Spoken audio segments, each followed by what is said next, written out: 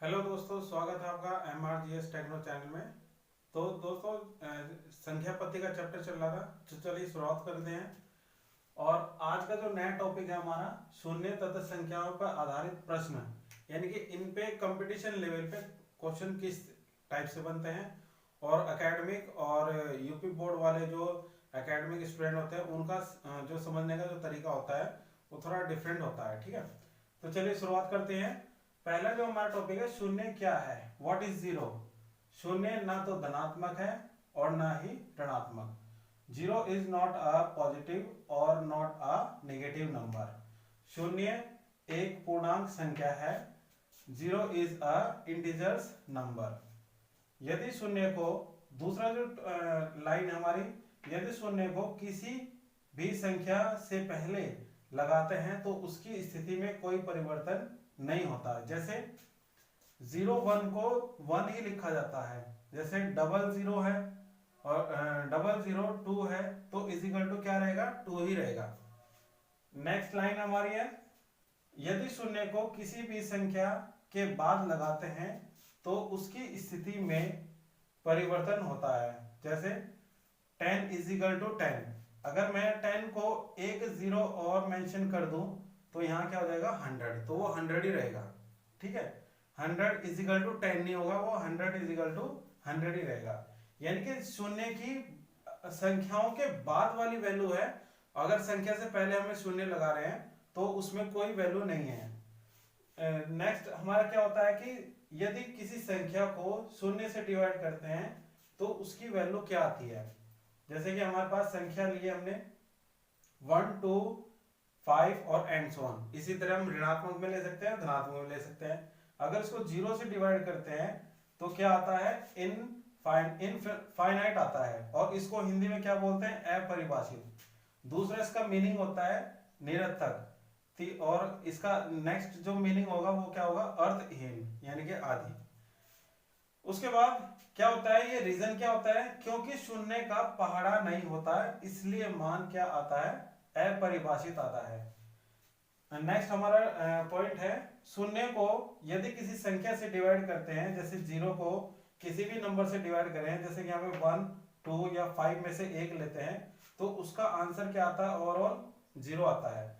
परिभाषित, ये क्या मान होता है, परिभाषित, परिभाषित। और इसको ही नेक्स्ट उसमें क्या करते हैं, अर्थपूर्ण या फाइनाइट वैल्यू बोल देते हैं इसको, क्योंकि संख्याओं के पाड़े होते हैं। तो इसलिए ये पेपर में आने वाले जो टॉपिक है हमारे पास इस लेवल पे पूछ लेता है, अपरिभाषित बताइए, इनके निम्न में से अपरिभाषित क्या होगा। और यहाँ पे एग्जांपल के तौर पे आपके पास ये वाली संख्याएं होंगी, या अर्थहीन दे सकता है या निरर्थक दे सकता है। तो इस तरह के हमारे पास जो कंपटीशन लेवल के एग्जाम है उसमें जो क्वेश्चन पूछे जाते हैं। तो चलिए इसके बाद जो टॉपिक है हमारा वो है संख्याओं पर आधारित प्रश्न देखते हैं। दोस्तों, संख्याओं पर आधारित प्रश्न और कुछ इस टाइप के प्रश्न आते हैं और कंपटीशन लेवल में भी आते हैं, और ये एकेडमिक और यूपी बोर्ड और सीबीएसई बोर्ड वाले बच्चों को परेशान करते हैं। तो इनको समझते हैं। देखिए फर्स्ट क्वेश्चन है, क्या सभी प्राकृतिक संख्याएं पूर्ण संख्याएं हैं। क्या ये सभी प्राकृतिक संख्याएं 1 2 3 और अनंत तक की संख्याएं पूर्ण संख्याएं हैं। तो इनके पास ये देखना है इस समझने के लिए कि पूर्ण संख्याओं में से प्राकृतिक संख्या निकल जाएंगी। क्या सभी प्राकृतिक संख्याएं पूर्ण संख्याएं हैं, तो ये हो जाएगा यहाँ पे हाँ। उसके बाद नेक्स्ट क्वेश्चन है, क्या सभी पूर्ण संख्याएं प्राकृतिक संख्याएं हैं, यानी कि प्राकृतिक संख्याओं के पास या सभी की सभी पूर्ण संख्याएं हैं, तो प्राकृतिक संख्याओं के पास जीरो नहीं है, तो इसलिए क्या हो जाएगा ना। तो नेक्स्ट क्वेश्चन क्या हो जाएगा आपका, क्या सभी सम संख्याएं प्राकृतिक संख्याएं हैं। जितनी भी सारी सम संख्याएं, इनके दो से कटने वाली सम संख्याओं को दो से कटने वाली संख्याओं को सम संख्या कहते हैं। तो ये प्राकृतिक संख्याओं में से निकल जाएंगे, जैसे 2 4 6 आ जाएगा, तो इसका हो जाएगा यस, यानी कि ये हो जाएगा आपका हाँ। उसके बाद है, क्या सभी प्राकृतिक संख्या विषम संख्याएं हैं। क्या सभी प्राकृतिक संख्याएं विषम संख्याएं हैं, यानी कि विषम संख्याओं में से प्राकृतिक संख्या निकल जाएंगे। अब विषम संख्याओं को देखेंगे तो 1 3 5 7, लेकिन इसमें 2 4 और 6 नहीं है, तो इसलिए इसका क्या हो जाएगा, नहीं। उसके बाद है क्या सभी प्राकृतिक संख्याएं पूर्णांक हैं, यानी कि इन सब प्राकृतिक संख्याओं को हम पूर्णांक में से निकाल सकते हैं। यस, निकाल सकते हैं, क्योंकि प्राकृतिक संख्याओं को धनायन या धनात्मक संख्या भी कहते हैं, तो इसलिए हम इनको इनमें से ले सकते हैं। लेकिन एक क्वेश्चन और है, क्या सभी पूर्णांक संख्या प्राकृतिक संख्या है?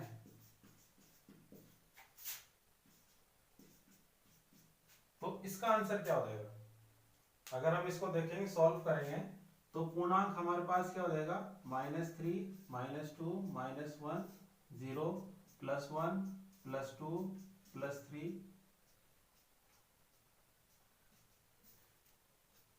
ये हमारी प्राकृतिक संख्या है। प्राकृतिक संख्या 1 से स्टार्ट होती है, 2, 3 और ऐसे ही एंड सो ऑन अनंत तक होती है। क्या प्राकृतिक संख्याओं में से हम पूर्णांक निकाल सकते हैं? नहीं निकाल सकते हैं, तो इसलिए क्या हो जाएगा इसका, नहीं, नो हो जाएगा। और इस वाले का जो आंसर हो जाएगा यस। तो ये रहे हमारे संख्याओं पर आधारित प्रश्न, और इसी तरह कंपटीशन लेवल में प्रश्न बनते हैं, और एकेडमिक में भी ये ज्यादातर बच्चों के सामने जो 5th क्लास है उसमें आते हैं।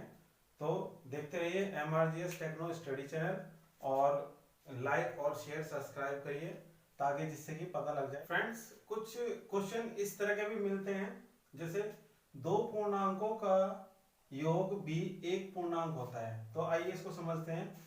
जैसे +1 +2, अगर हम +1 और +2 को ऐड करेंगे तो क्या आ जाएगा, +3 आ जाएगा। उसके बाद इसको चेंज करते हैं, +1 और +2 और -2 को अगर हम ऐड करते हैं तो क्या आएगा, प्लस आ जाएगा, और प्लस माइनस माइनस आ जाएगा, तो इसका आंसर क्या आ जाएगा, -1। और +3 और -3 भी एक पूर्णांक है, ठीक है। उसके बाद यहाँ नेक्स्ट क्वेश्चन है, दो पूर्णांकों का अंतर भी एक पूर्णांक होता है। तो इसको देखते हैं। जैसे +2 को -1 से क्या कर दिया हमने, माइनस कर दिया, तो इसका आंसर क्या आ जाएगा, 1 - 2 = -1 आ जाएगा। उसके बाद -1 को और -2 के साथ में क्या कर दिया हमने, माइनस कर दिया, तो यहाँ आ जाएगा -1, और माइनस माइनस क्या आ जाएगा, प्लस।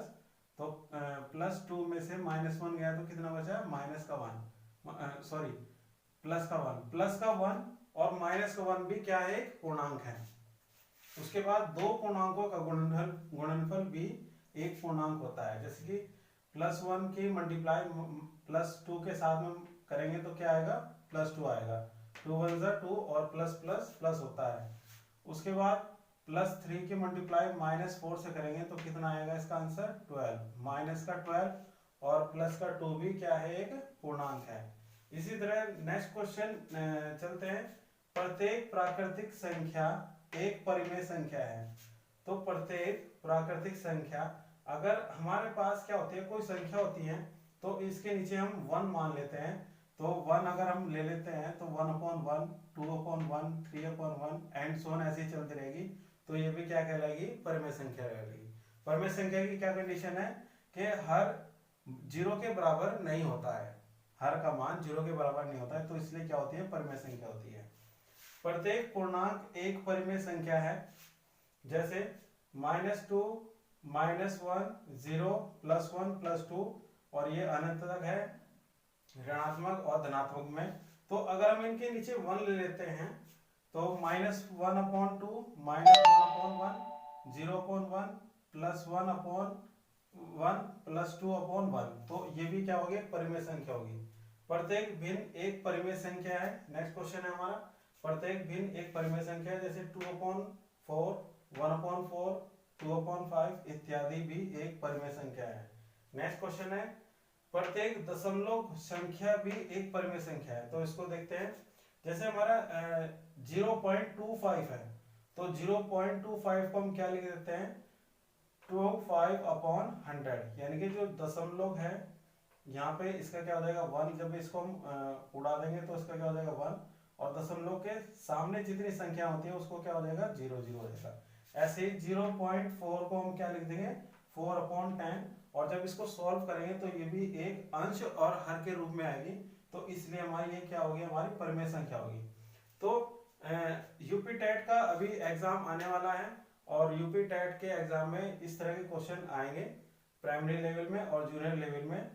तो इस तरह के क्वेश्चन बनते हैं, और सारे सभी कंपटीशन लेवल में, जैसे जो सरकारी की जॉब की तैयारी कर रहे हैं कुछ स्टूडेंट, तो उनके लिए भी ये क्वेश्चन बनेंगे।